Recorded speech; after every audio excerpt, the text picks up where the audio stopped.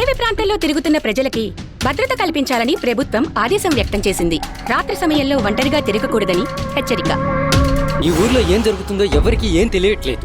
వారానికి ఒక మగవాడు చనిపోతున్నాడు. ఈ ఊరికేదో అపశకునం ఉన్నట్లుంది. ఈ రాత్రిపూట మనం ఏటకెళ్తే మన ముగ్గురులో ఎవరో ఒకరు పోతారా? ఇలా మాటలతోనే 3 సంవత్సరాలు గడిపేశావు. ఈసారైనా పెదవులు తడపాలనుంది.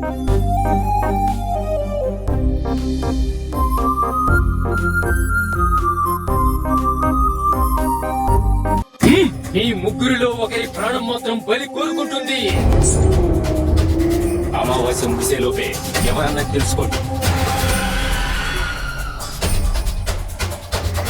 పగలైతే వాడు ఇక్కడ ప్రేమాయణం నడిపించుకుంటున్నాడు, రాత్రి అయితేనేరా మనకి చూపిస్తున్నాడు.